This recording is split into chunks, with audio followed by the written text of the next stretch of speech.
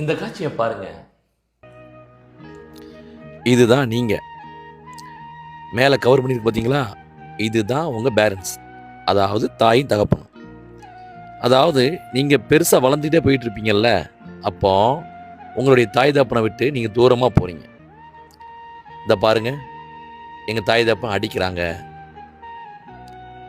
அதே மாதிரி எங்கள் தாய் தகப்பன் சொல் பேச்சு கேட்க மாட்டேக்காங்க, எங்கேயும் விட மாட்டேக்காங்க, டிவி பார்க்க விட மாட்டேக்காங்க, விளையாட போக விட மாட்டேக்காங்க, மற்றவங்க மாதிரி கிடையாது என் தாய் தகப்பன் அப்படின்னு சொல்லிட்டு தூரமாக விலக பார்க்குறீங்க.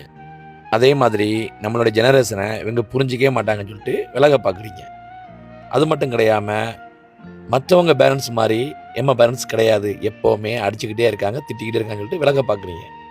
அப்படியே விலகி சுத்தமாக விலகிடுறீங்க. இப்போ சுத்தமாக விலகிட்டீங்க. இப்போ பார்த்தீங்கன்னா முன்னாடி எப்படி இருந்தீங்க? பாதுகாப்பாக இருந்தீங்க, உங்கள் தாய் தகப்பன் பாதுகாத்துக்கிட்டு இருந்தாங்க. இப்போ அந்த பாதுகாப்பு இல்லை. இப்போ என்ன நடக்குன்னு பார்த்துருவோமா? இப்போ பாருங்க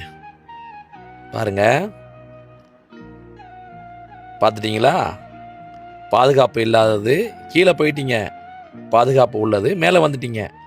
இதுதான் தாய் தகப்பனங்களுடைய மரியாதை. எப்போவுமே தாய் தகப்பன் நமக்கு பாதுகாப்பாக இருந்தால் தான் நம்ம எப்போவுமே மேலே வர முடியும். இப்போ புரிஞ்சுச்சா பசங்களா? ஒரு ஹைபை பண்ணுங்க.